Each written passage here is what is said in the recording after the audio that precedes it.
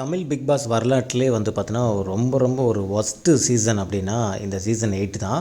So முகம் சுளிக்கக்கூடிய ஒரு சீசனா வந்து இருக்கு. அதுவும் கடைசி ஒரு 10 நாட்கள் வந்து பார்த்தீங்கன்னா, இந்த ஜெஃப்ரி, அப்புறம் அன்சிதா, விஷால், அப்புறம் சத்யா இவங்க பண்ணுற அந்த அல்ட்ராசிட்டி வந்து பார்த்தீங்கன்னா, அவ்வளோ தூரம் வந்து முகம் சுளிக்கிற மாரி இருந்துச்சு. ஸோ அந்த ப்ரோகிராமே வந்து பார்க்குறது வந்து ஒரு ஃபேமிலி ஆடியன்ஸ் வந்து பார்க்குற அளவுக்குலாம் வந்து இல்லாம, ஒரு மாதிரி வந்து ஏதோ ஏதோ பார்க்குறதுக்கு வந்து வேறு மாதிரி வந்து தோண ஆரம்பிச்சிச்சு.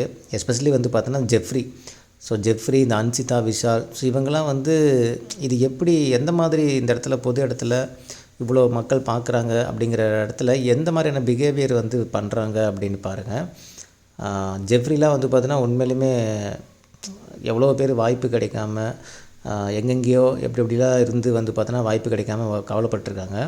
இவன் இந்த பையனுக்கெலாம் வந்து வாய்ப்பு கிடைச்சுமே வந்து எவ்வளோ ஒரு தன்னுடைய நேமை வந்து டேமேஜ் பண்ணிக்க முடியுமோ அது ரொம்ப ஒரு ஒரு அக்லியாக வந்து பார்த்தோன்னா நேம் வந்து டேமேஜ் பண்ணிட்டான்.